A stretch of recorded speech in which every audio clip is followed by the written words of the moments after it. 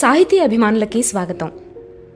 ఈరోజు ఒక అరుదైన ఆత్మీయ సంభాషణ మనందరి కోసం.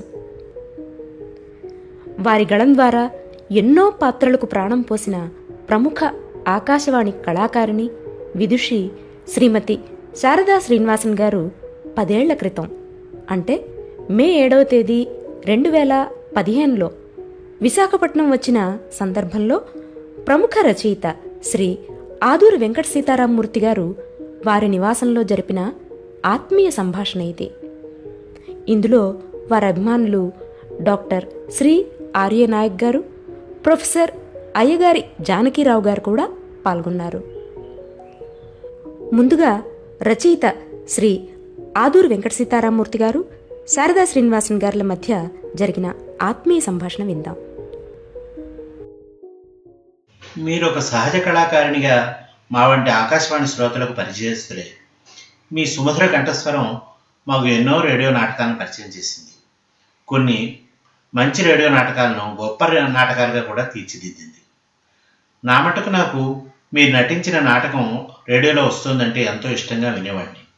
ముఖ్యంగా బలివాడ కాంతారావు గారి సంపంగి నవల నాటకంగా ప్రసారం అయినప్పుడు ఆయన చెబితేనే విన్నాను నేను ఆ నాటకాన్ని.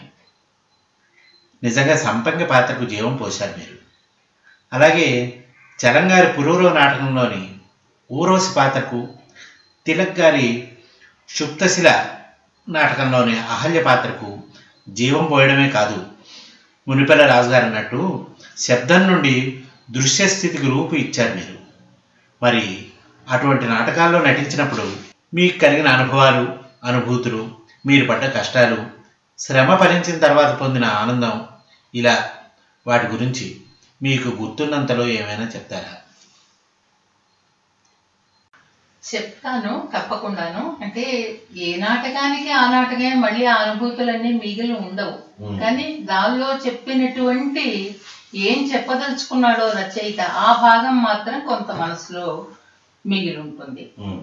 అంతేగాని నాటకం అంతా మనం అలా కొన్ని నాటకాలే మనసును బాగా పట్టి నిలుస్తాయి. అందులో సుప్తశీల ఒకటి. సుప్తశీల బాలగంగాధర తిలక్ గారు రాసినటువంటిది. అందులో నేను అహల్య పాత్ర వేశాను. అది మాత్రం చాలా ½ అన్ అవర్ ప్లే, కానీ మనసుకు చాలా పట్టి ఆవిడ ఎంత సత్యం మాట్లాడిందా అని చాలా గట్టిగా ఆలోచించబుద్ధి చేస్తుంటుంది అనమాట. అలాగే ఇంకా కొన్ని ఉన్నాయండి.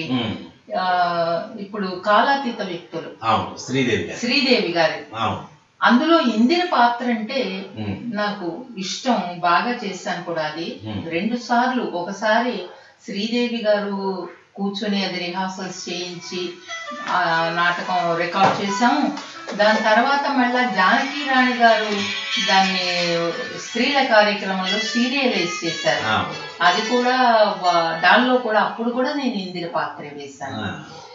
ఇందిర పాత్ర ఎందుకు నాకు ఇష్టము అంటే, ఆ అమ్మాయి చేసిన పనులు అన్నీ సరి అయిన పనులు కావు, కానీ ఒక మనిషి బతకాలంటే, బతికి బట్ట కట్టాలంటే తప్పనిసరిగా కొన్ని చేయాల్సి వస్తుంది. అలా తోసుకుని పోకపోతే ఆ మనిషి బతికే అవకాశం ఉండదు. ఆ అమ్మాయి సర్కమ్స్టెన్సెస్ అట్లా చేసి అందరినీ తోసి పెట్టుకుంటూ ముందుకు వెళ్ళిపోతుంది. అది చెప్తుంది, ఆ అమ్మాయికే తెలుసు, తెలిసే చేస్తుంది ఆ పని. ఈ తెలిసే చేసే వాళ్ళకి కొంత దూరం వెళ్ళిన తర్వాత దాన్ని కంట్రోల్ చేసుకోగలుగుతారు కూడా అని నేను అనుకుంటానండి. అది ఎంత నిజమని నేను చెప్పలేను. అంటే ఇంకా అవసరం లేనప్పుడు కంట్రోల్ చేసుకుంటారు. ఇది తప్పదు, ముందుకు వెళ్ళాలి. నాకు ఈ ముళ్ళన్నీ ఉన్నా సరే, వీటి గుచ్చుకున్నాయి కదా అని నేను ఆగిపోను నేను అని అనుకుని వెళ్తుంది అనమాట. ఇంకెవరైనా దోవలో ఉంటే తోసి పడేసి వెళ్తుంది అనమాట. అలాంటి మనస్తత్వం అమ్మాయిది. అంటే ఆ ధైర్యానికి నాకు చాలా ఇష్టం. ఆ ధైర్యం, ఎన్ని ఇవొచ్చినా, అవాంతరాలు వచ్చినా ఆ పిల్ల మొక్కవోని ధైర్యంతో ముందుకు సాగుతుంది. ప్రతి ఆడపిల్ల కూడా ఆ మొక్కవోని ధైర్యంతోనే ఉండాలి. ఏదో జీవితంలో కొన్ని నడుస్తాయి, వాటితో కుంగిపోకూడదు. ఎందుకంటే ఇది ఆడపిల్ల కూడా తను ఇష్టాపూర్తిగా చేసేవి కూడా కాదండి. తప్పదు. ఇప్పుడు ఉద్యోగ ధర్మాలు ఉన్నాయి, ఉద్యోగాలు చేస్తుంటారు ఆడపిల్లలు, అక్కడ కొన్ని అనుభవించాల్సి వస్తుంది. అది లేకపోతే ఆ ఉద్యోగం నిలవదు, అలా అన్నిటికీ అలా ఒప్పుకొని వెళ్లాల్సిందేనా అని అడుగుతారు. అన్నిటా ప్రతి చోట కనీసం బతికేందుకు తనకి ఆధారం ఉండేలాగా ఉంటే ఆ అమ్మాయి ఆ ముందుకు వెళ్ళడంలో నాకైతే బతుకు కోసమే కదా చేస్తుంది అని అనిపిస్తుంది నాకు మూర్తి గారు. తెలంగాణ రచించిన పురూరవ నాటకాన్ని రేడియోకి అనుసరించినప్పుడు అందులో ఊరవశి పాత్ర వేసిన మీరు చాలా అద్భుతంగా పోషించారు అన్నం కంటే ఆ పాత్రలో జీవించారు అని చెప్పొచ్చు. ముఖ్యంగా మీ నవ్వు రేడియో శ్రోతలను కట్టుపడేసిందంటే నమ్మండి. ఆ నాటక రచయిత తెలంగాణ మిమ్మల్ని ప్రత్యేకంగా అభినందించినట్లు చెప్తారు. మరి ఆ సందర్భం మీకు ఎలా అనిపించింది? నిజంగా తెలంగాణ నాటకం మెచ్చుకున్నారు అని నాకు అంతా చెప్పారండి. చెప్పినప్పుడు నేను ఎక్కువ నమ్మలేదండి. ఇప్పుడు ఆయన కూడా రచయిత ఆయన తెలంగాణ మెచ్చుకున్నారండి, మేము వినిపించాను తీసుకెళ్ళి అంటే నాకు తెలంగాణ స్వభావం ఆయన పుస్తకాల్లో కనిపించింది. ఆయన రేడియోలో ప్రసారమయ్యే వేటిని కూడా సీరియస్ గా తీసుకోరు, నచ్చదు కూడా, ఆయన వాటిని వెక్కిరిస్తారు. ఆ స్వభావం ఉంది అంటే ఆయన తత్వం అది, ఆయనకి నచ్చవు. అంటే ఒక స్టాండర్డ్ ఉండాలి ఆయన మెచ్చుకోవాలంటే. ఆ స్టాండర్డ్ కి లేకపోయే ఆయన ఏం మెచ్చలేదు ఎప్పుడు కూడాను. వాటిని వెక్కిరించే ఆయన స్వభావం వెక్కిరించడం ఉంది, మనకి తెలిసింది. అంటే రచనల్లో కనిపిస్తుంది అనమాట అది. నన్ను మెచ్చుకున్నారు మీ మీ రచనని అని అంటే, మీ నటనని అంటే, ఆహా అండి సార్ థ్యాంక్స్ అండి అని మామూలుగా తీసుకున్నాక అలాగా అని నేనేమి ఆశ్చర్యపడిపోరా. వాళ్ళు ఏదో చెప్పారు, మనం విన్నామంటే. అలా ఇంకోసారి ఇంకోళ్ళు వచ్చి చెప్పారు, అప్పుడు కూడా నేనేం రియాక్ట్ కాలేదు. రియల్ గా చెప్తున్నాను, నేనేం రియాక్ట్ కాలే, సంతోషించలేదు నేను. కానీ ఎప్పుడైతే ఇక్కడికి వచ్చేసి ఈ ఊరు వచ్చి నేను సౌరీస్ భీమిలి వెళ్ళి సౌరీస్ని చూసినప్పుడు ఆవిడ నేను వచ్చానని వినంగానే ఒక్కసారి ఉలిక్కిపడి లేచి కళ్ళు తెరిచి ఊర్వశ అని, శారదా శ్రీనివాసన్ వచ్చింది అనగానే ఆవిడ నన్ను ఊర్వశ అని అడిగింది. అంటే ఊర్వశి వాళ్ళ హృదయంలో అంత పాతుకొని ఉందన్నమాట. ఆ క్యారెక్టర్ నేను పోషించింది. నాన్నగారికి మీ నవ్వు చాలా ఇష్టం అండి. ఆ 2 ముక్కల్లో తెలంగాణ అది మెచ్చుకున్నారని లోగడ చెప్పిన వాళ్ళ మాట నిజం అని అప్పుడు నేను నమ్మానండి.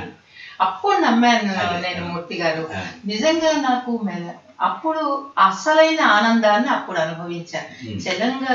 తెలంగాణ లాంటి వ్యక్తి ఒకరు నా నటనని మెచ్చుకున్నారు అంటే నేనేదో చాలా హైట్స్ కి వెళ్ళినట్టు ఆ క్షణంలో ఎప్పుడు అక్కడ కూర్చోలేదు,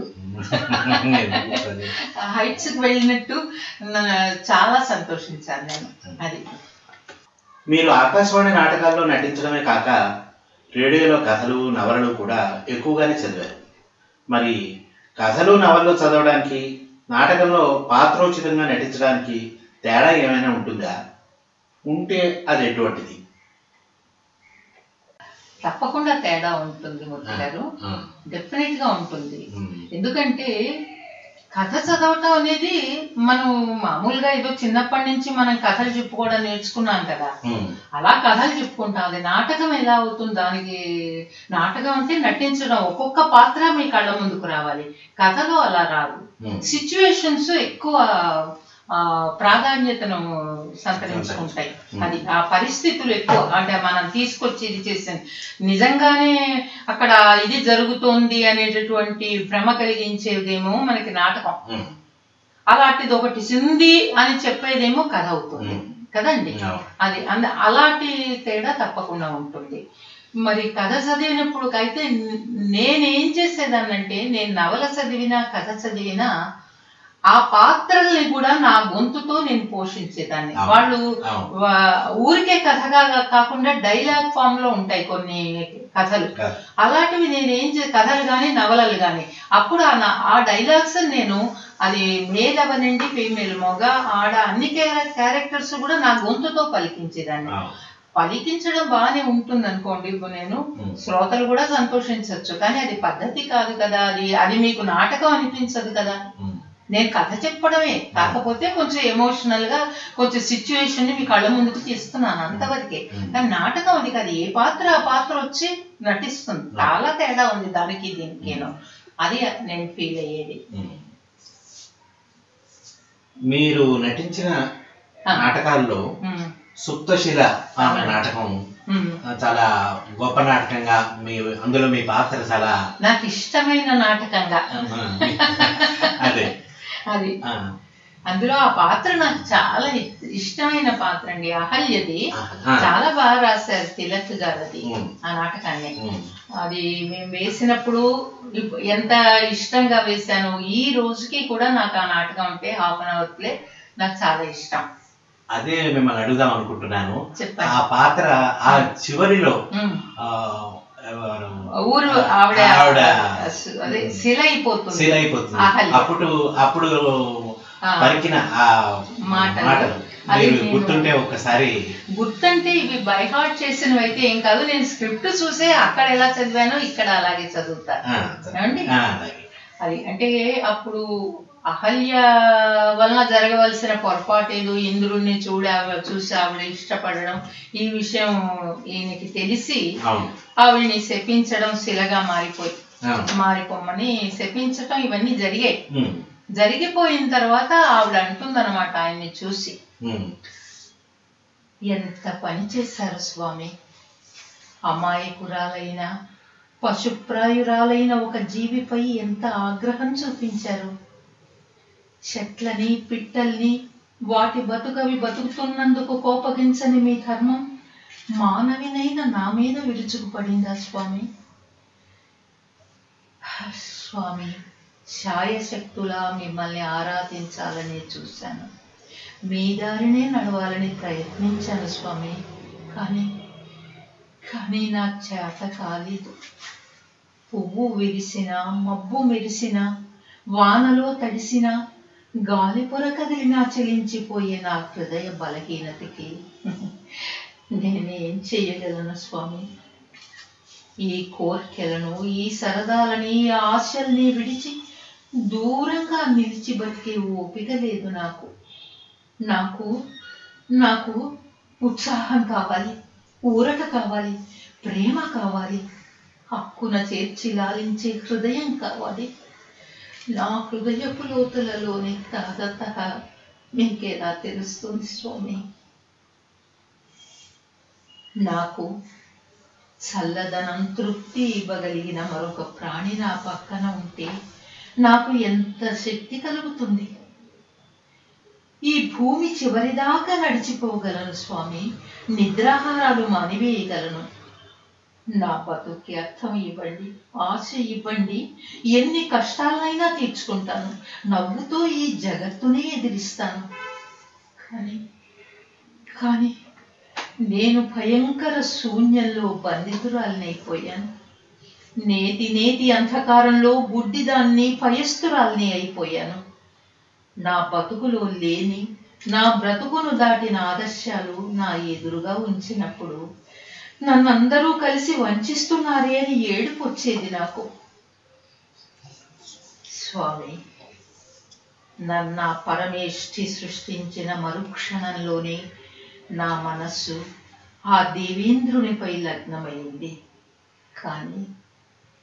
కానీ కోటి నిబంధనాల నిగళాలను తగిలించుకున్న ఈ లోకం నన్ను మీకు దాసిగా అప్పగించింది.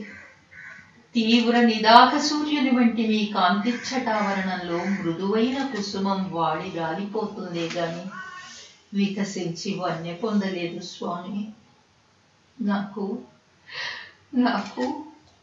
వెన్నెల వంటి చారుత, వెన్న వంటి పేచలత కావాలి స్వామి. అక్కడే బుద్బుల ప్రాయమైన మానవ హృదయము, జీవితము కాసేపైనా చిరుగాలికి తలలోపే పువ్వులా నటించగలవు. ఇన్నాళ్ళు మీ సేవా నిరతిలో జీవితం గడిపినందుకైనా నా మీద కనికరం చూపలేదే మీరు? తపస్సు వలన ఎంత కఠినులైపోయారు స్వామి మీరు. దయని, సానుభూతిని చూపించలేని మీ పరమార్థాన్వేషణ మానవులకి శాపమా వరమా? అయ్యో, ఒక్క తిర్యక్ ప్రాణినై పొమ్మని శపించిన ఈ సెలయేళ్ల వద్ద ఈ కొండ నెత్తముల మీద చెంగలిస్తూ తిరిగేదాన్నే. ఏ శిలాకృతికి భయపడి ఇంతగా కుమిలిపోయానో ఆ అచలత్వమే నాకు ప్రాప్తింప చేశారా స్వామి? పోతుందండి, నేను యుగ యుగాలుగా శిలనై ఈ దారినే పడి ఉంటాను. తరతరాల మానవులు ఈ దారినే వెళుతూ జాలి లేని మీ కఠిన శిక్షని జ్ఞాపకం చేసుకుంటారు. నన్ను చూసి ఆశ్చర్యపడమైనా రాల్చేవారు అందులో ఉండరా స్వామి? లేక వారి తిరస్కారంతో మరింత రాతి గుండెనైపోతానా? సెలవు స్వామి, సెలవు. ఇప్పటికీ మీరంటే రవంత కూడా నా భక్తి తగ్గలేదు. నేను లేక మీ అగ్నిహోత్రాలకి తపోనిధులకి సదుపాయాలు ఎవరు సమకూరుస్తారు స్వామి? నన్ను శపించినందుకు మిమ్మల్ని నిందించను. ఎన్నాళ్ళు బతికిన బతుకులో ఆనందమే ఉంది కనుక ఇప్పుడు బాధపడడానికి. అయ్యో, ఇదేమిటి నా ఊళ్ళో బిగుసు. ఆ భావ ప్రకటన, ఆ దుఃఖం ప్రకటించే తీరు కూడా చాలా చక్కగా మీ గొంతులు పలికింది. అందుకే ఇన్నేళ్ళు అయినా సరే ఆ పాత్ర అలా సజీవంగా ఉండిపోయింది.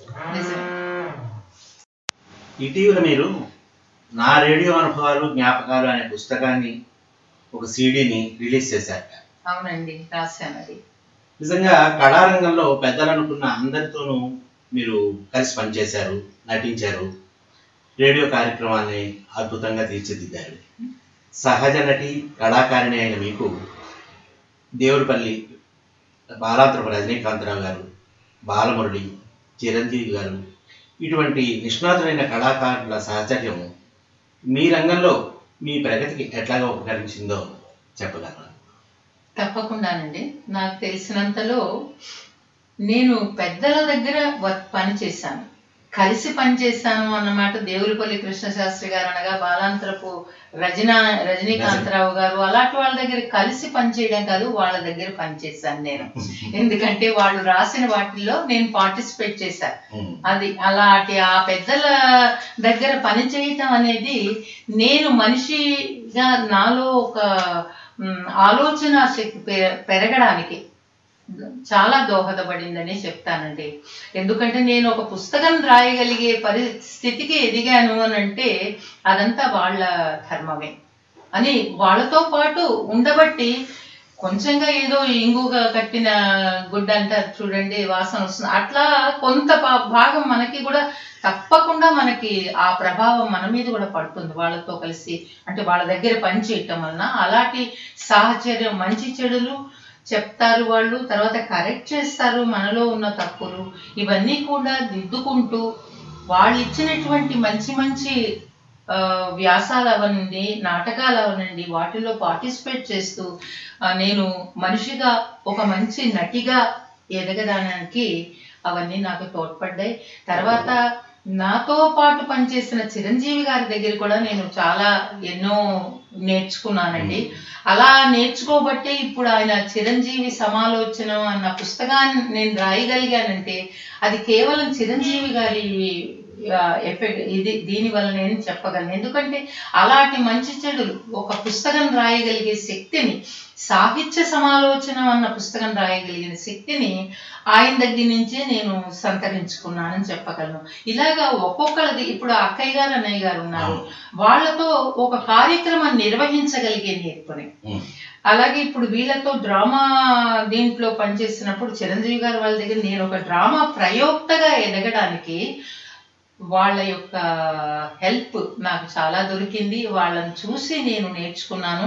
నాకు అవకాశం ఇచ్చింది అన్నయ్య గారు, అక్కయ్య గారు. అక్కయ్య గారు ముఖ్యంగా నాకు ఎన్నో నాటకాలు నిర్వహించేటటువంటి ఒక అవకాశాన్ని నాకు మొట్టమొదట చేరిన కొత్తల నుంచి కూడా వాళ్ళు నాకు కల్పించారు. ఇప్పుడు సాధారణంగా ఏ దీంట్లో అయినా మనమే దాన్ని నిర్వహిద్దాం, వీళ్ళకి ఇవ్వాలి అని అనుకోరండి, ఇద్దామని అనుకోరు. అలాంటిది అక్కయ్య గారు ప్రతి నాటకం నాకే ఇచ్చేవారు. శారదా నువ్వు డ్రామా ఆర్టిస్ట్ నువ్వు చెయ్యి పని అని నాకు ఇచ్చేసేవారు అనమాట. ఆవిడ అలా ఇస్తున్నారని అసలు నాటకాన్ని ఎలా నిర్వహించాలి అన్నది నేను నేర్చుకున్నాను అనమాట. అలాంటి అవకాశాలు నాకు లభించాయి వాళ్ళతో పనిచేయటం వల్ల. అదండి. బాగుందండి. శ్రీమతి శారదా శ్రీనివాసన్ గారు అంటే మద్రాసులో ఉండే తెలుగు కళాకారిణిగా చాలా మంది అనుకుంటూ ఉండేవారు. నేను కొన్నాళ్ళు ఆ భ్రమలోనే ఉన్నాను. అయితే అంటే తమిళ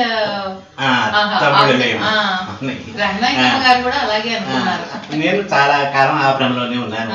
అయితే తర్వాత ఆ భ్రమ నుంచి తొలగిపోయింది అనుకోండి. మరి ఈ సందర్భంలో శ్రీనివాసన్ గారి గురించి మీరు కొన్ని విషయాలు ఏమైనా తప్పకుండా చెప్తాను. శ్రీనివాసన్ గారి గురించి అంటే మేము ఇద్దరం కొలీగ్స్. ఆయనేమో మ్యూజిక్ దీనిలో ఆయన ఉండేవారు, ఫ్లూట్ ఆర్టిస్ట్ గా పనిచేసేవారు. నేనేమో నేను వచ్చిన కొత్తలో ఎక్కువ పాటలే పాడేవాళ్ళం. భక్తిరంజని కార్యక్రమంలో చాలా వాటిలో ఉండేదాన్ని, మ్యూజికల్ ఫీచర్స్ లో చాలా వాటిలో పార్టిసిపేట్ చేసేదాన్ని.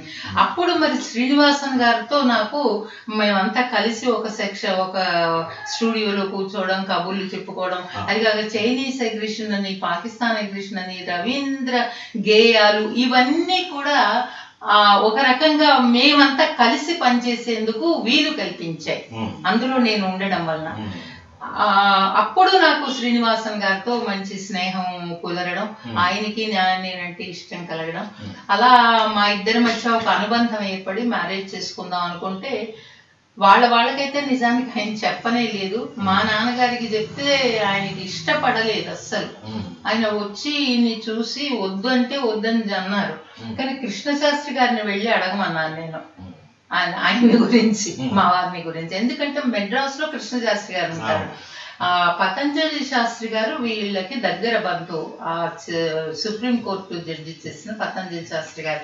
అవన్నీ మా కృష్ణశాస్త్రి గారికి తెలుసు కదా. మా నాన్నగారు ఇల్లు అయిందంటే వాళ్ళది చాలా మంచి సంప్రదాయం, వంశం అండి, మంచి పిల్లవాడు, వాళ్ళిద్దరూ ఇష్టపడ్డారు కాబట్టి పెళ్లి చేసేయండి, ఒకే దీనిలో ఉన్నారు కదా, తప్పేమీ లేదు, అతను మంచి కుర్రవాడు, మంచి ఫ్యామిలీ నుంచి వచ్చినవాడు అని చెప్పారు ఆయన.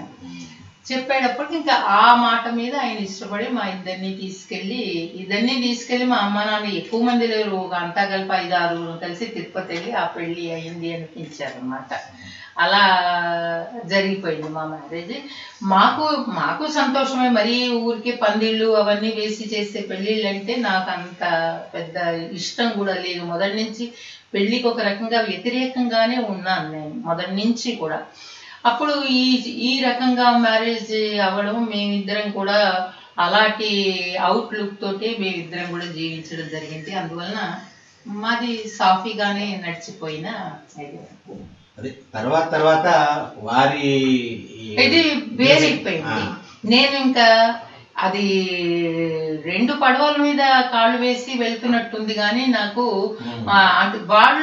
వాళ్ళకి చెప్పిన టైంకి రాకపోతే వాళ్ళకి కోపంగా ఉండేది. రిహార్సల్స్ వేటికైనా ముఖ్యం.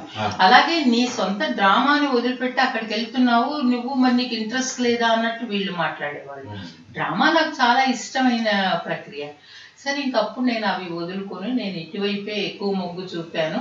సో నన్ను పిలవడం మానేశారు వాళ్ళు. పోతే పోయింది అనుకున్నాను. అప్పుడు దీనిలో నేను ఎక్కువ ప్రొడక్షన్ వైపు శ్రద్ధ పెట్టి అది నేర్చుకున్నాను బాగా.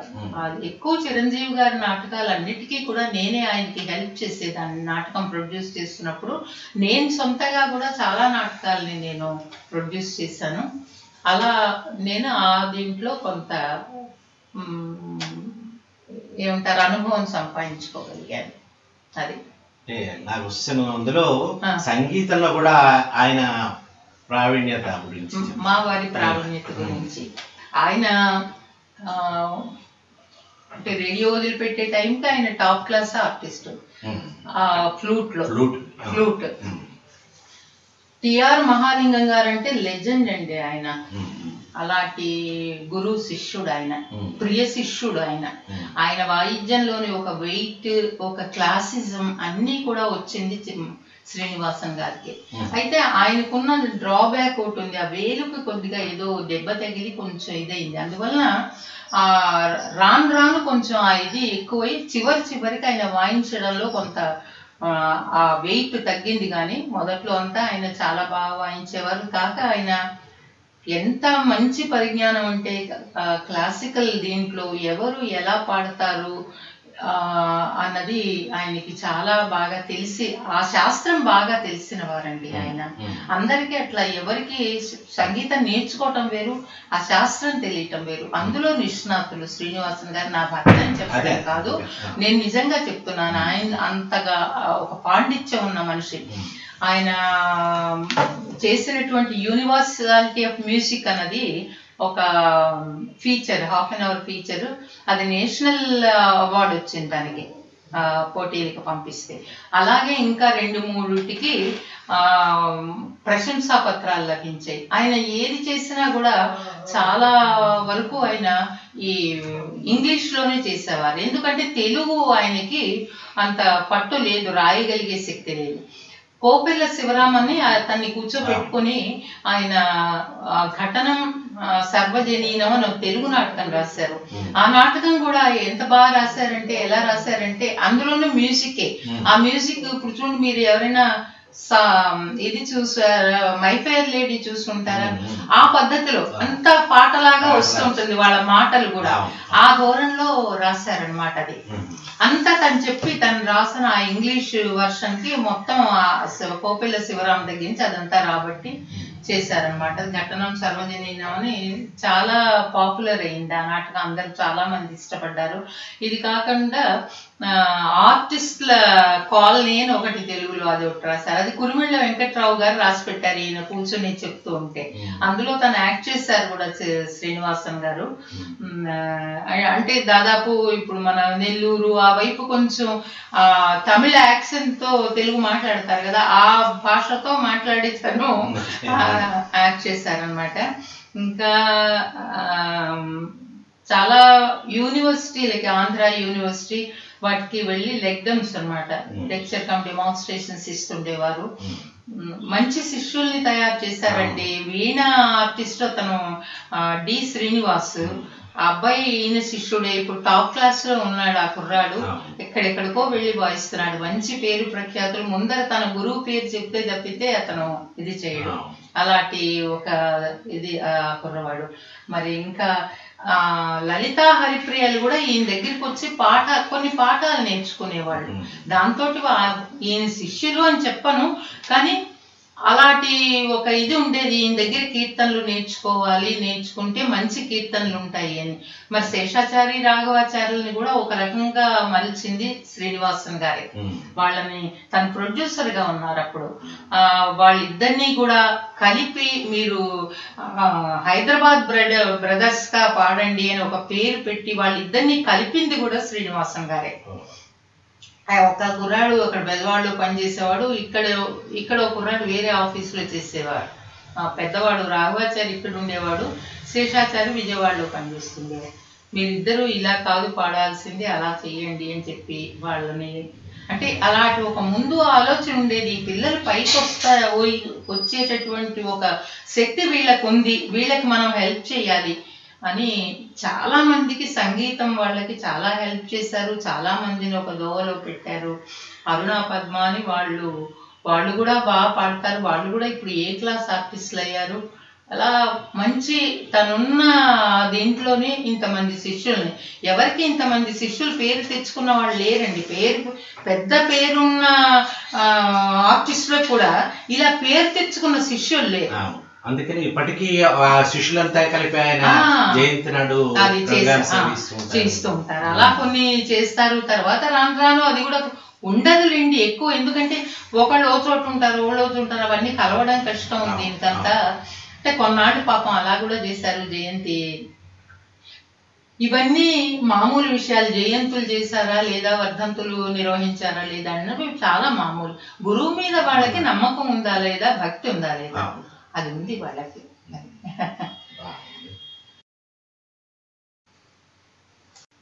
ప్రశ్నలన్నీ ఒకే రకమైనవి, ఒకేసారి సంధించకుండా అక్కడొకటి ఇక్కడొకటి అడుగుతున్నాను, మరి అనుకోకండి. రేడియో నాటకం ఎలా ఉండాలంటారు మీ దృష్టిలో? మీకు బాగా నచ్చిన రేడియో నాటకం ఏది? నచ్చిన రచయిత ఎవరు?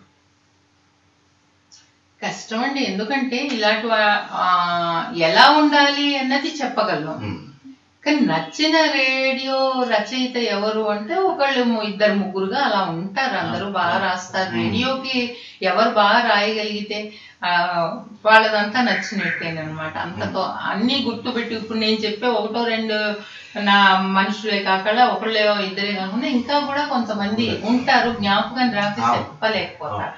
రేడియో నాటకం ఎలా ఉండాలి అని అంటే, స్టేజ్ నాటకం చూస్తున్నామండి మనం, చూస్తుంటే ఆ మనిషి అక్కడి నుంచి అక్కడికి వెళ్ళడం మనకు కనిపిస్తుంది. ఆ మనిషిలో భావాలు మనకు కనిపిస్తాయి. ముఖంలో కోపంగా ఉన్నాడా, లేకపోతే కన్నింగ్ గా ఉన్నాడా, ఎలా చేస్తున్నాడు, ఇవన్నీ కూడా మనకి స్పష్టంగా కనిపిస్తాయి.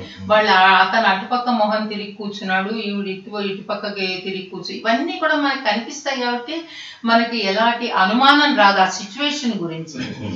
కానీ రేడియో నాటకానికి అవన్నీ కుదరవు కదా. రాసేటప్పుడు రచయిత ఇవన్నీ కూడా మనసులో పెట్టుకొని ఎలా సూట్ అవుతుందో అలా రాయాలి. రేడియోకి రాయడం ఒక ప్రక్రియ, అది విడి ప్రక్రియ అది. అందువలన ఇలాంటివి రాయడానికి ఉండదన్నమాట. తలుపు కొట్టడం వరకే ఉంటుంది, అంతవరకే ఉండొచ్చు. అది తలుపు కొట్టడం దీనిలో కూడా వినిపిస్తుంది కాబట్టి మనుషులు తెలుసుకోగలుగుతారు. కానీ భావం ప్రకటనప్పుడు మాటల్లోనే ఉండాలి, చేష్టల్లో కాదు. అది అలా ఉండేలాగా మనం జాగ్రత్త పడాలి. ఆ భావాన్ని మనం మాటల్లో చెప్పగలిగేలాగా ఉండాలి, అలా రాయాలన్నమాట. రేడియోకి సుదీర్ఘమైనటువంటి డైలాగ్స్ కూడా ఉండకూడదండి. రేడియోకి కొంచెం డైలాగ్స్ చిన్న చిన్నవిగా ఉంటేనే సూట్ అవుతుంది. అది ఆకాశవాణి కళాకారిణిగా ఆకాశం అంత ఎత్తు ఎదిగిన మీరు మీ అనుభవాలను పుస్తకంగా అందించారు. సరే, రచయిత్రిగా ఒక నవల కూడా రాసినట్టు, అది త్వరలో పాఠకుల ముందుకు రాబోతున్నట్టు చూసాము. అవునండి. అది కాక ఒక పరిశోధకురాలిగా ప్రముఖ నటులు ప్రయోక్త చిరంజీవి గారి నాటకాలపై పరిశోధనాత్మక రచన కూడా మీరు చేసినట్టు, అది పుస్తక రూపంలో వచ్చినట్టు కూడా తెలిసింది. వాటి గురించి మీరు ఏమైనా క్లుప్తంగా చెప్తారా? తప్పకుండా అండి. ఇప్పుడు రేడియో నా రేడియో అనుభవాలు, జ్ఞాపకాలు అన్నది కేవలం నాకు సంబంధించిన జ్ఞాపకాలు, నాకు సంబంధించిన అనుభవాలు. నేను ఈ నాటకంలో వేశాను, ఆ నాటకంలో ఫలానా వాళ్ళు కూడా వేశారు, ఇది ఇంత బాగుంది, ఇందువలన బాగుంది, ఇవన్నీ నేను చెప్పుకున్నాను. తర్వాత అంత గొప్ప వాళ్ళ దగ్గర నేను పనిచేసేటటువంటి అవకాశం నాకు రేడియో ఇచ్చింది అని దానికి సంతోషపడ్డాను. ఇంకా కొన్ని అక్కడ స్టాఫ్ మంచి కోసం అని కొన్ని జరిగిన ప్రక్రియల గురించి, వాటిని గురించి కూడా కొన్ని చెప్పాను. మొదట్లో మేము ఎదుర్కొన్న కష్టాలని గురించి మా ఆర్టిస్టులు, అంటే అందులో ఆర్టిస్టులో నేను ఒకదాన్ని కదా, దానికోసం పాటుపడ్డ వాళ్ళు నేను ఒకదాన్ని కాబట్టి అలా కొన్ని నా అనుభవాలు చెప్పాను అనమాట. ఇలాగా వీటినన్నిటినీ క్రోడీకరించి చేసిన పుస్తకమే నా రేడియోలో అనుభవాలు, జ్ఞాపకాలు, అదనమాట. నెక్స్ట్ ఒక నవల రాశాను. ఆ నవలని నేను ఇంకా బుక్గా తీసుకురాలే, కానీ అది నవ్య వాళ్ళు యాక్సెప్ట్ చేశారు, సీరియలైజ్ చేస్తామని. అది రావడానికి ఇంకా కొద్దిగా టైం పట్టచ్చు. అది సీరియలైజ్ అవుతుంది, వాళ్ళు వేస్తామన్నారు కాబట్టి అది అవుతుంది. పోతే ఇప్పుడు ఈ చిరంజీవి సాహిత్య సమాలోచనం అన్న పుస్తకం నేను రాశాను. అది చిరంజీవి గారి నవలలు, స్టేజీ నాటకాలు, రేడియో నాటకాలు, ఆయన రాసిన అన్నిటి మీద 1-2 దొరకలేదు ఆయన పుస్తకాలు ప్రచురింపబడ్డవి. ఈ ఉన్నవన్నీ కూడా క్రోడీకరించి వాటి మీద నేను ఈ సాహిత్య సమాలోచన చేశాను అన్నమాట. అది రీసెర్చ్ వర్క్ అని అంత పెద్ద మాట దానికి ఎక్కడ నేను వాడను, కానీ మొత్తాన్ని అలాంటిది ఆయన ఇంచుమించు అన్ని రచనలు. అది 2 అసలు ఒక్క నవల గులాబీ బాలని అది దొరకలే. ఇప్పుడు ఇంకేవో 2 నాటకాలది ఒకటి దొరకలేదు, కానీ ఆ 2 నాటకాలు దాదాపు అందులో ఒక నాటకం ఇందులోకి వచ్చేసింది, వేరే దాంట్లో వచ్చేసింది. ఒక్క నాటకం దొరకలేదు. ఆ నాటకం ఆ నవల దొరకలేదు. కానీ దాని సారం ఏమిటో చిరంజీవి గారి దగ్గర తెలుసుకొని నేను దీనిలో రాయడం జరిగింది. ఆ గులాబీ బాలను దేన్ని గురించి ఆయన దాంట్లో రాశారో ఒక చిన్న పేరాలో రాసేసాను అనమాట. అలా ఆయన నేను ఎలా తీసుకున్నానంటే ఇప్పుడు ఆ రచనలన్నీ కూడా మనకి అవైలబుల్ కాదు. రేడియో నాటకాలు దాదాపు చెప్పేస్తారు, స్టేజ్ నాటకాలు ఆ పుస్తకాలే దొరకటం లేదు ఎక్కడ. నేను దీనికోసం వెతికితే కూడా పుస్తకం దొరకలే. ఆయన దాచిన ఒక్క కాపీ ఏదో అది పెట్టుకునే చేస్తాను తప్పితే నేనుగా పోయి తెచ్చుకునేందుకు ప్రయత్నం చేస్తే దొరకలే. మరి దొరకట్లేదు. నేను ఓ నాటకం గురించి రాస్తాను, మీకు ఎక్కడ దొరుకుతుంది దానిలో నిజం అవునా కాదా అని చూసేందుకు. అందుకని నేను ఏం చేశానంటే ఆ నాటకంలోని సారాన్ని దానిలో పెట్టా. ఇది చెప్పడానికనే ఆయన ఈ నాటకం రాశారు. దాని సారం నేను క్లుప్తంగా పెట్టి దాని మీద వ్యాఖ్యానించాను. ఇతరులన్న మాటలు అవన్నీ చేశా. అలా చేశానన్నమాట ఈ సాహిత్య సమాలోచన. అదండి. ఆకాశవాణి ఒకప్పుడు శ్రోతలకు ఆత్మీయంగా ఉండేది. ఆ స్థానాన్ని ఇప్పుడు ఆక్రమించిన దూరదర్శనం అంటే టీవీ ప్రేక్షక మహాశయులకు దగ్గరగా ఉన్నట్లు కనిపించినా దూరంగానే ఉండిపోయిందని చాలా మంది భావన. మరి మీరేమంటారు? అంటే దూరదర్శన్ అంటే మీరు గవర్నమెంట్ దీని గురించి చెప్తున్నారు? అసలు టీవీ ప్రోగ్రామ్స్ అన్ని టీవీల గురించి. అది రేడియో అప్పట్లో మరి శ్రోతలకి చాలా దగ్గరగా ఉండేదండి. శ్రోతలు కూడా రేడియో ఏ విషయమైనా తెలుసుకునేందుకు రేడియో మీద ఆధారపడేవాళ్ళు. వాళ్ళిద్దరి మీద కూడా ఎందుకు కూడా ఈ ఇది ఉంది. వీళ్ళు ప్రోగ్రామ్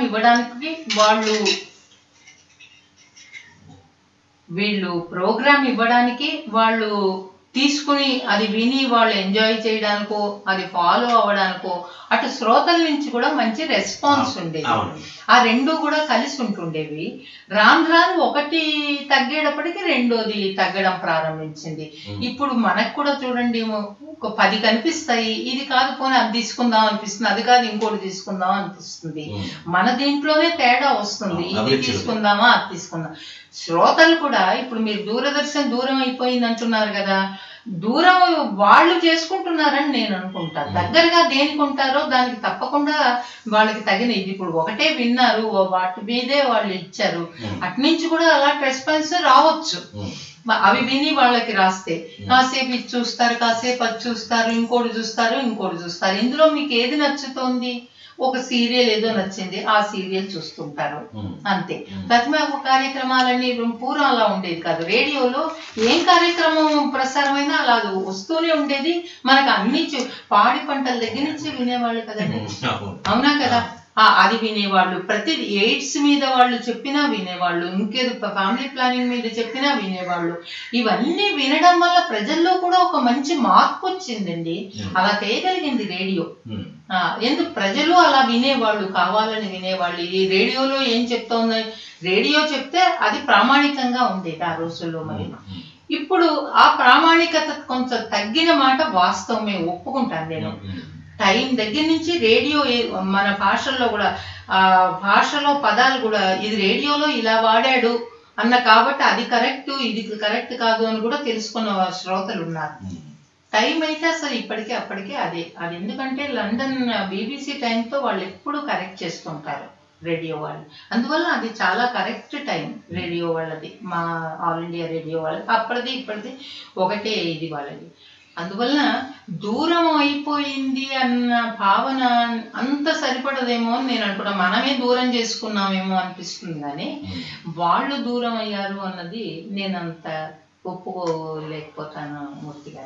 అది ఇప్పుడు ప్రముఖ వైద్యులు, సాహితీ ప్రియులు డాక్టర్ ఆర్ఏ నాయక్ గారు దేవులపల్లి వారి నాటకాలను, రచనలను ప్రదర్శించేటప్పుడు కలిగిన అనుభవాలను గురించి అడిగినప్పుడు వారి అనుభవాలని ఇలా పంచుకున్నారు. దేవులపల్లి కృష్ణశాస్త్రి గారు రాసినవన్నీ కూడా అన్ని మ్యూజికల్ ఫీచర్స్ అండి. అందువల్ల ఏమిటంటే అందులో భావంగా పలికించేందుకు చాలా తక్కువ ఉంటాయి. ఇప్పుడు శర్మిష్ఠ నాటకం ఉంది, అందులో స్పోకెన్ వర్డ్ ఉందన్నమాట. అందులో నేను దేవయాని పాత్ర వేశాను, ఒక్క పాట పాడాను. తతిమాది అది ఎంత ఒక 3 పేజీల్లో ఉంటుంది మొదలు పెడుతూనే. ఆ తర్వాత శర్మిష్ట ప్రవేశించిన తర్వాత మొత్తం అంతా ఇంకా ఆ నాటకం చివరి దాకా కూడా ఆవిడ పాటలు వాళ్ళవే 1, 2 మాటలు ఉంటాయి. మాటలు ఇంకా తక్కువే ఉంటాయి వాళ్ళవి. సాధారణంగా మ్యూజికల్ ఫీచర్స్ లో మాటలు తక్కువగాను పాటలు ఎక్కువగా ఉంటాయి. అందువల్ల ఎక్స్ప్రెషన్ కి అక్కడ ఒక హీరోయిన్ ఉండి అది పాట ద్వారా చెప్పేదే కానీ ఆవిడ తన పాటలో మాట ద్వారా చేయించగలిగేది చాలా తక్కువ. అప్పుడు దేవయాని పాత్రలో ఆ 3 పేజీల్లో మొత్తం స్పోకెన్ వర్డే ఉండబట్టి నన్ను తీసుకున్నారు. ఒక్క పాట ఉంది కాబట్టి అది కూడా నేనే పాడాను, బాగా వచ్చిందని శాస్త్రి గారు కూడా మెచ్చుకున్నారు. అలా జరిగింది. ఇది కాకుండా ఇప్పుడు విప్రనారాయణ ఉందనుకోండి, అందులో మొత్తం పాటలే, మధ్యలో ఒక యక్షగానం స్టైల్లో 1-2 డైలాగ్స్ ఉంటాయి. అవి రత్నం గారు పాడారు. ఆ పాటలు అమోఘంగా పాడారు. ఆవిడకి ఇంకా సాటి లేదు, అలా పాడారు ఆవిడ. తర్వాత మన వెంజమూరి లక్ష్మి గారు పాడారు. మధ్యమ ఏమే చెలి అదేమిటి 1-2 మాటలు ఉంటాయి, అవి వాళ్ళే మాట్లాడారు. అలాగే ఇంకా కొన్ని మ్యూజికల్ ఫీచర్స్ ఇప్పుడు నాకు సడన్ గా పేరు గుర్తు రావటం లేదండి. ఋతు చక్రం అని ఒక ½ an hour ప్లే, అన్ని పాటలే. అలాగే ఇంకా పుట్టకాడ ఎవరో అన్న పాట అవన్నీ వస్తాయండి. దాని పేరు నాకు గుర్తు రావటం లేదు. బట్ అవన్నీ కూడా బృందగానాలు ఉంటాయి, సోలోస్ తక్కువ ఉంటాయి. సోలోస్ ఉన్నవి కూడా ఎవరో ఒకళ్ళు పాడతారు. అందులో బాగా పాడగలిగేవాడు. అందులో రామలక్ష్మి రంగాచార్యని ఆ అమ్మాయి పాడింది పుట్టకాడ ఎవరో ఉన్నది. అదే 1-2 మాటలు ఉంటాయి. దానికి మాటలతో శ్రోతల్ని మెప్పించగలిగేది ఉండదన్నమాట. అలాంటివే ఉంటాయి కృష్ణశాస్త్రి గారిది. కానీ నా అదృష్టం ఏమిటంటే అక్కయ్య గారి కార్యక్రమాల్లో ఆవిడ ఏదో సందర్భంగా నా ప్రోగ్రాం కూడా మీరు ఏదైనా రాసి ఇవ్వరా నా కార్యక్రమంలో కూడా వేసుకునేందుకు అని అడిగితే, అప్పుడు ఆయన సుబ్బమ్మవ్వ అని ఒక క్యారెక్టర్ని సృష్టించి ఒకటి రాసిచ్చారు. రాసిస్తే అక్కయ్య గారు నాకు ఇచ్చారు చదవమని. అది దాదాపుగా దాని ఇది ఎలా ఉంటుందంటే, మరి గణపతి నాటకం విన్నారా? గణపతి నాటకంలో ఆ తల్లి క్యారెక్టర్ ఎలా ఉంటుంది, కొంచెం అలా ఉంటుంది అనమాట ఆ క్యారెక్టర్, ఆ సుబ్బమ్మవ్వ పాత్ర. అది నేను చదివి బాగా ఒప్పించాను. ఆయన అలా, అది లైవ్ ప్రోగ్రామ్, ఆయన అక్కడ కూర్చుని వింటున్నారు అనమాట. విని చాలా హ్యాపీగా ఫీల్ అయిపోయారు అనమాట. అంటే రచయితకి ఎప్పుడు తన పాత్రని కళ్ళ ముందుకు తెస్తే చాలా ఖుషి అయిపోతారండి వాళ్ళు అనుకున్నది వాళ్ళకి వినిపిస్తుంటే మనం చాలా సంతోషిస్తారు. అలా వచ్చేటప్పటికల్లా ఆయన చాలా హ్యాపీగా ఫీల్ అయ్యి నెక్స్ట్ వీక్ అదే ఆ బుధవారం ప్రసారం అయింది అనుకోండి, నెక్స్ట్ బుధవారానికి ఒకటి రాసేసారు. ఈ సుబ్బమ్మ కంటిన్యూషన్ అనమాట. అలాగే 4-5 రాశారు ఆయన. ఆ 4-5 అక్కయ్య గారు నా చేతే చదివించారు. ఆ చదివినప్పుడంతా ఆయన అక్కడ కూర్చుని బుర్ర ఊపుకుంటూ సంతోషం, ఆ క్యారెక్టర్ కళ్ళ ముందుకు వచ్చిందని. అలా అంటే మొహం మీద ఏమో బాగా చదివామని కానీ ఏం అనేవారు కదా, ఆయన ముఖంలో చూస్తేనే మనకి తెలుస్తుంది ఆయన చాలా హ్యాపీగా ఉన్నారు అని. అలాంటివి చదవడం జరిగిందండి. ఇది కాక నేను వచ్చిన కొత్తల్లో గోపిచంద్ గారు మేఘ సందేశం అని చెప్పి ఒక నాటకం, అదంతా స్పోకెన్ వర్డే రాశారు ఆయన. అందులో ఒక 3 పాటలు కూడా రాశారు. అందులో ఒక పాట నేను పాడాను, ఒక పాట చిత్తరంజన్ పాడాడు, ఇంకోటి బృందగానంలాగా వచ్చింది. అలా అది కృష్ణశాస్త్రి గారు రాశారు అనమాట. అలా కృష్ణశాస్త్రి గారి పాటలే ఎన్నో పాడాము. మేము మొట్టమొదట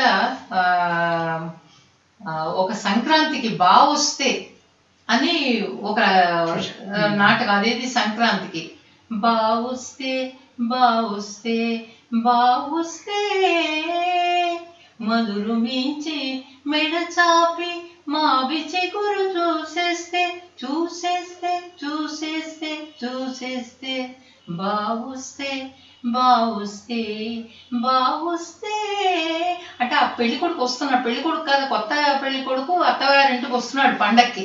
అక్కడ ఇంట్లో మధురు మించి మెడ చాపి మావి చిగురు చూసేస్తే చూసేస్తే చూసేస్తే చూసేస్తే లో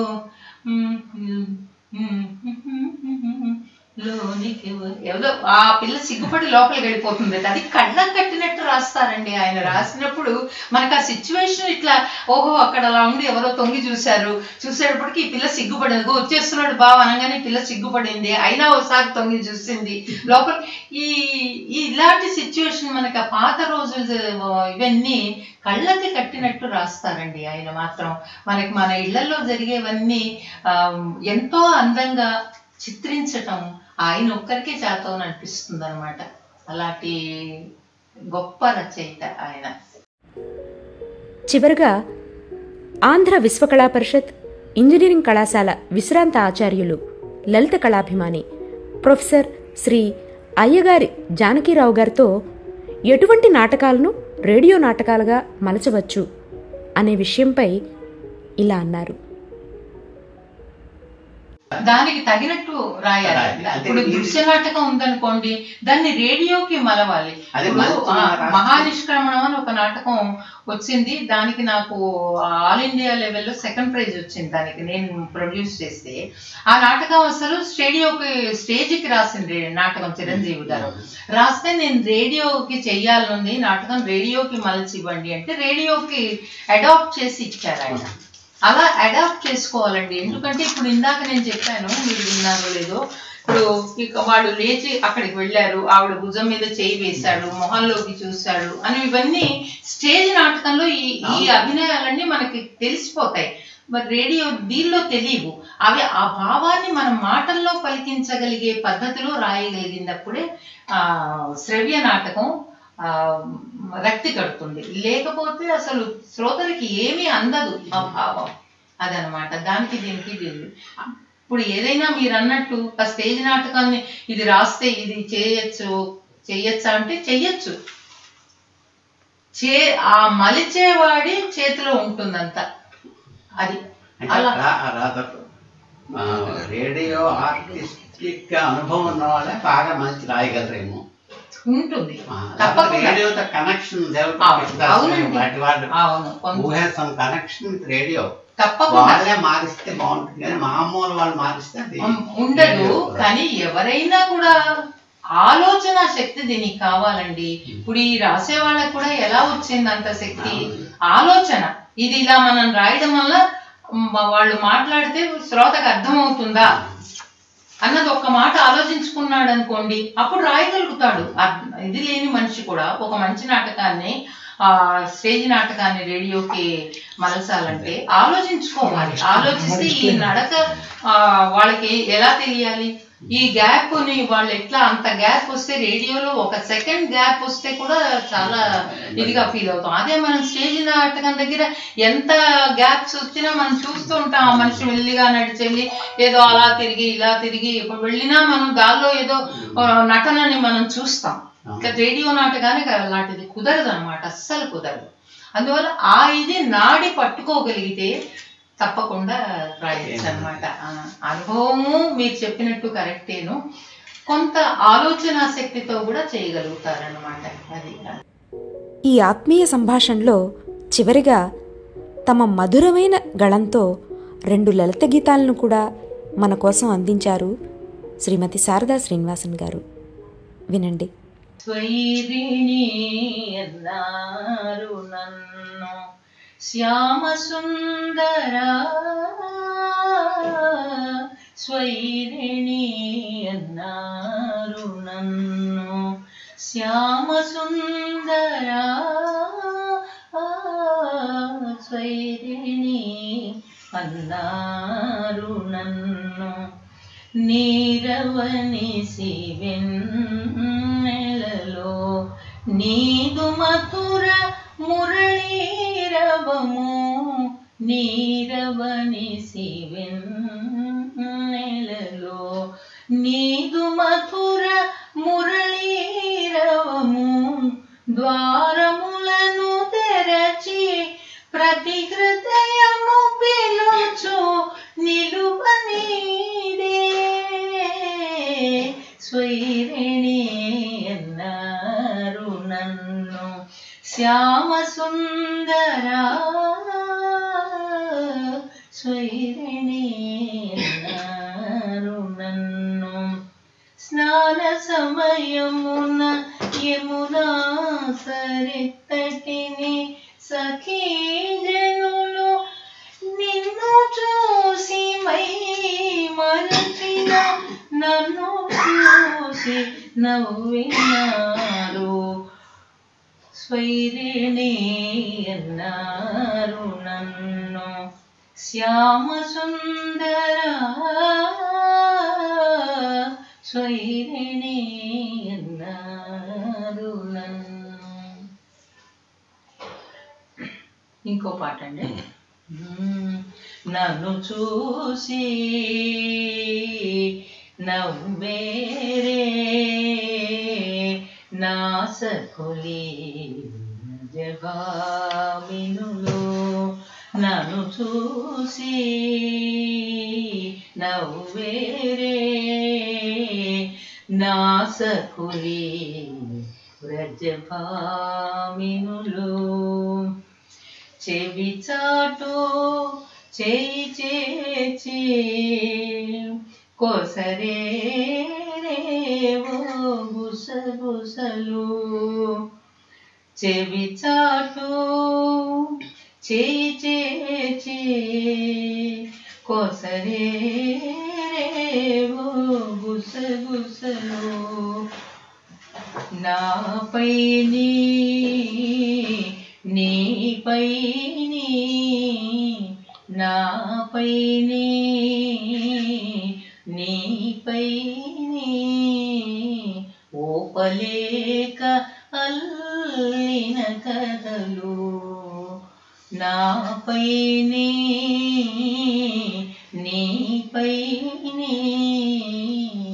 ఓపలేక అల్లిన కథలు నన్ను చూసి నవ్వేరే నా సఖులి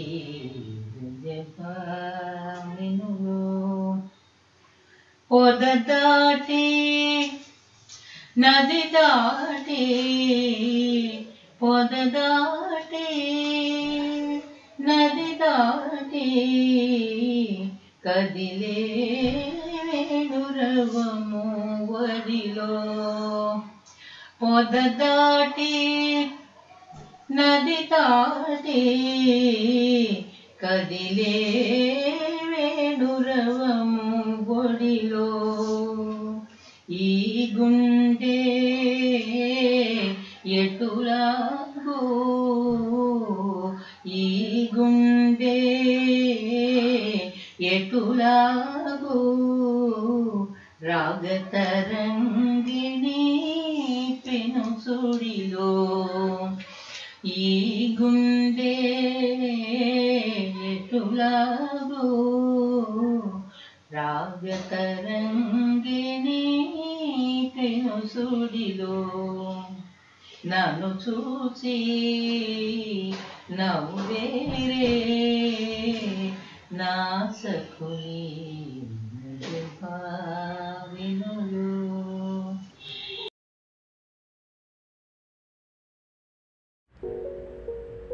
ఇది వారి గళంతో ఎన్నో పాత్రలకు జీవం పోసిన గొప్ప కళాకారిణి శ్రీమతి శారదా శ్రీనివాసన్ గారు ఆత్మీయులతో పంచుకున్న కొన్ని అనుభవాలు, అనుభూతులు.